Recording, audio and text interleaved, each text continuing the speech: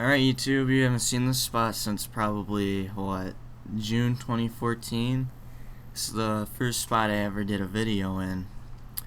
And I'm back, by the way. It's fall break, so I might be doing some more videos. This video is kind of somewhat alluding to a video I made a couple days ago. And I feel we should look back into the subject because I talked about some of the precautionary steps we should take in mushroom picking. And it was brought on by yesterday's project.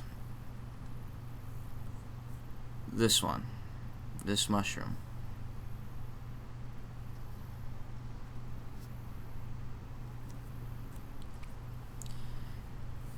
The mushroom is yellow.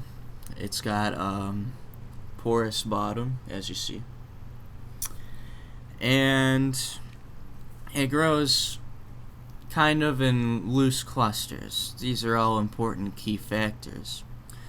Also, the shape is concave, but it was entangled in grass, so the cup's not like perfect shaped.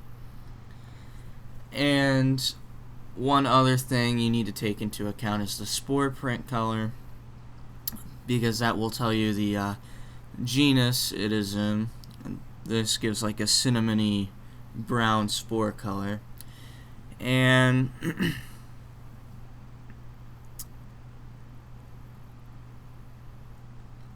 the how it grows is it grow on its own, off a root system, off of trees itself, off of dead wood.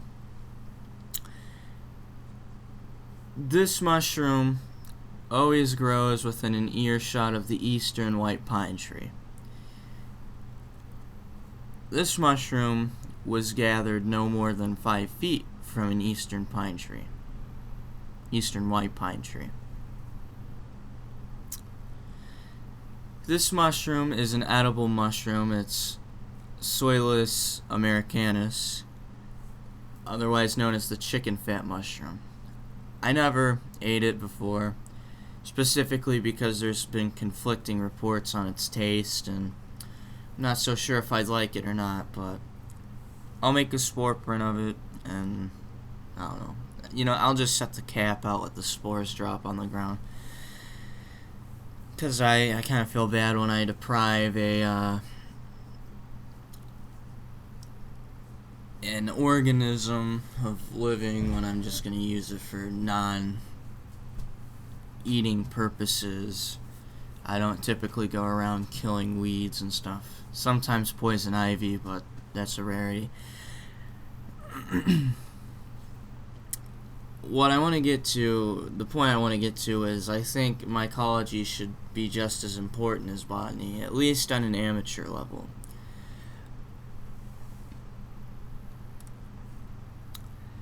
And I think the average Joe would see this mushroom, look at it, and freak out because, it's yellow and it's got these brown and red crackle looking things on its cap. It's slimy when you touch it.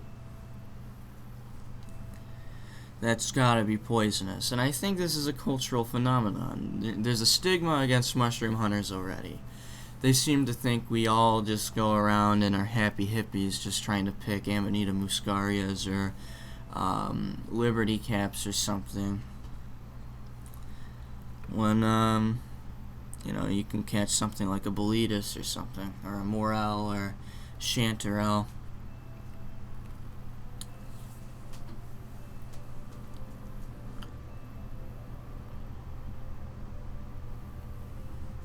But anyway, the other thing is I think we have a cultural phenomenon to avoid things that we don't quite understand and are scared of. And I think this is especially true with amateur mushrooming and stuff, because, all your life you're told don't pick the mushrooms out of the lawn, they're poisonous, and then, you learn about the morels, and those are wild mushrooms, and then you realize these people are not the brightest, since they really only think you can eat like 3 different types of mushrooms. And this isn't only in the realm of mycology, this goes into botany too. There's a plant in the nightshade family.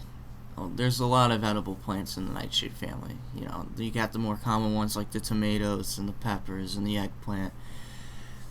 But I'm talking about one that actually is really closely related to a common conception of poisonous nightshade, but it's completely poison free. Comes from Australia, from coastal regions in Australia, and I don't want to be held accountable for anything, so you really need to go and know your shit before you go eating these berries or picking mushrooms. Like, seriously, I wouldn't advise anyone pick their mushrooms if they don't have the slightest idea of how to do it.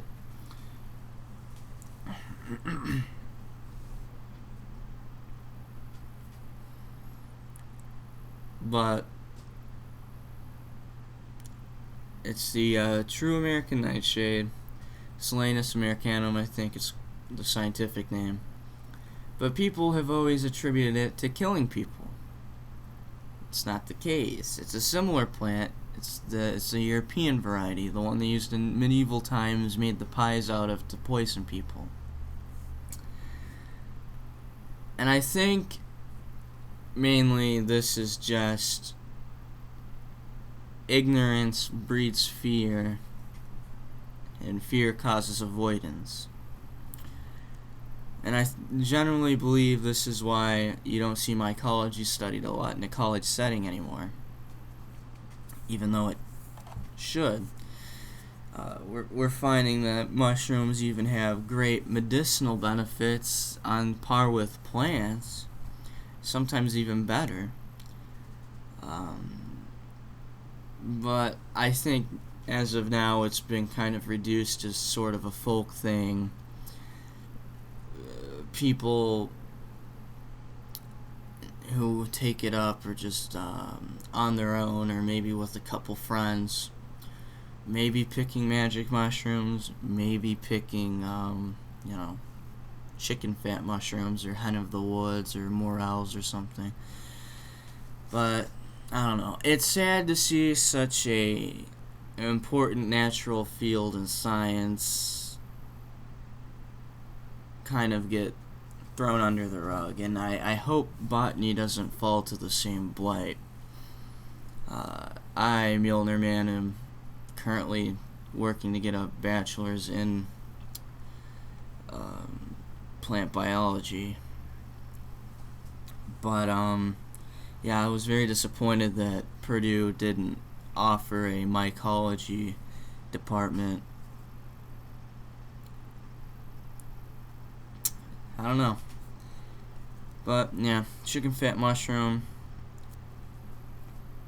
Yeah. Oh, and I always spore print my mushrooms if I don't know them. And I think it's even a good idea if you pick 30